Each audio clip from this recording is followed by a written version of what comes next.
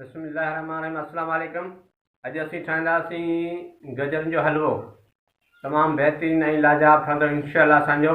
उनजे लाइ असां वटि 2 किलो गजरनि जेके असां धोई साफ़ करे जितां खलूं खलूं लाहे रखी छॾियूं। उनजो हाणे कद्दूकश कंदासीं गजरनि जो। उन खां पोइ असां 2 किलो खीर आहे जंहिंमें असीं गजरनि जो हलवो ठाहींदासीं। तव्हां ॾिसी सघो था माशाअल्लाह तमामु बहितरीनु गजरनि जिन खे असां साफ़ करे रखी छॾियो आहे। हिन जो असीं हाणे कद्दूकश कंदासीं। बिस्मिल्लाहिर्रहमानिर्रहीम।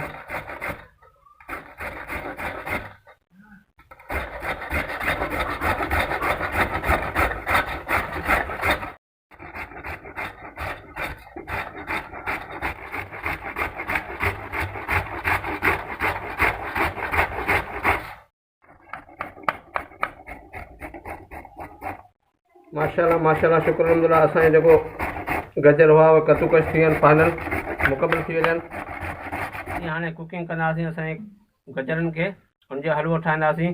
उनजे लाइ असां वटि घुरिबल शयूं आहिनि। असां वटि खंडु आहे ऐं देसी मखणु आहे असां वटि घर जो पंहिंजो, ऐं ड्राई फ्रूट में असां वटि किशमिश आहे ऐं खाजा भुॻियल आहिनि।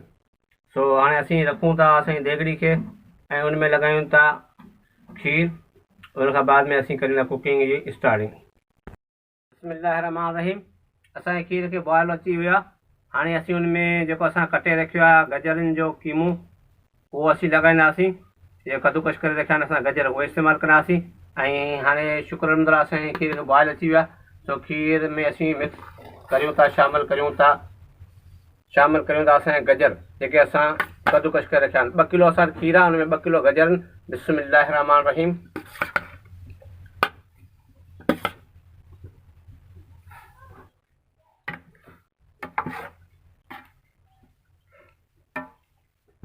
हाणे हिन असीं शामिलु कंदासीं खंडु। 1 बोल असांजी खंड जो आहे। खंडु लॻाईंदासीं असीं हिन में जेका असां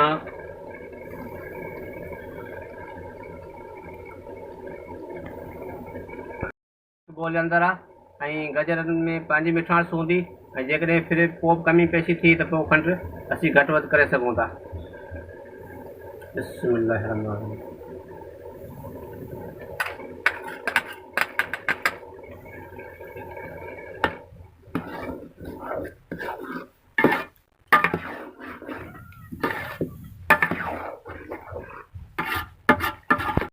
हाणे 1 बोल असां वटि आहे देसी मखण जो, असांजे घर जो मखण आहे, उहो असीं हिन में शामिलु कंदासीं असांजे गजरनि जे हलवे में। तव्हां ॾिसी सघो था।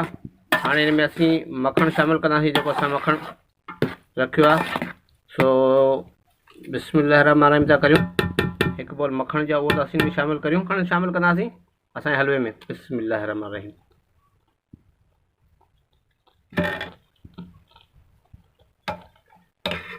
बिस्मिल्लाहिर्रहमानिर्रहीम।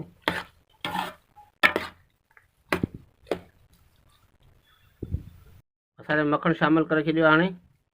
सो हिनखे हाणे हल्की बाहि ते हिनखे भुनाई कंदासीं हिनजी, जीअं असांजो हलवो तमामु सुठे नमूने कुक थी वञे। ऐं इंशाअल्लाह तमामु बहितरीनु असांजो हलवो ठहंदो। तमामु बहितरीनु गजरनि जो हलवो ठहियो आहे, जेके असां गार्निश कयो आहे असांजे ड्राई फ्रूट सां, किशमिश मेवा ऐं जेके खाजा हुआ भुॻियल उन सां। तमामु बहितरीनु गजर जो हलवो ठहियो आहे। तव्हां ॾिसी सघो था हुन फाइनल ऐं लास्ट लुक तमामु बहितरीनु ऐं लाजवाब असांजो गजरनि जो हलवो ठहियो आहे। तव्हां मुंहिंजे चैनल आहे यूट्यूब ते कुकिंग बाय सलाम सलीम, उनखे सब्सक्राइब करियो, उनखे लाइक करियो ऐं बेल आइकन खे दॿायो ऐं कमेंट्स ॾियो तव्हांखे मुंहिंजो गजरनि जो हलवो कीअं लॻो। पंहिंजी राय खां आगाह करियो।